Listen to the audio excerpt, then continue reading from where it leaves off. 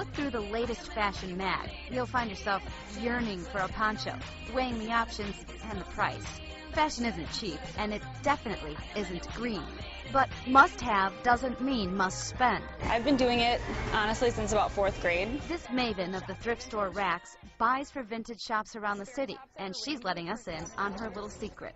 Our poncho pursuit begins at Unique Thrift in Lakeview. I agree with you that it is a great green effort in that it's untouched merchandise. It's gently used, and it's the purest form of recycling. And within minutes, another woman's poncho became my pride and joy. Ooh, I think this is really cute. Well, I saved $360 or so. You did. That was almost too easy. Now a challenge. So the jacket, the purse, and then a cute little skirt. Find all of this at Goodwill. And within 20 minutes, and a few not quite rights, I don't think that one works. Mm-mm.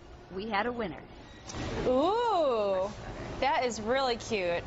I think that really pulls the look together, don't you? Total is $22. While thrift stores are treasure chests for fashion dues, don't forget the don'ts. Don't buy something that doesn't fit.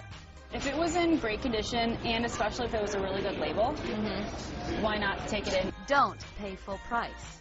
We have our sale day Mondays, which every item's on sale all day. We have our early bird Thursdays. And don't forget to check for buttons, stains, zippers, and more. But the biggest don't, you don't need to spend extra dough to be extra green. In Chicago, Ginger Z, NBC 5 News.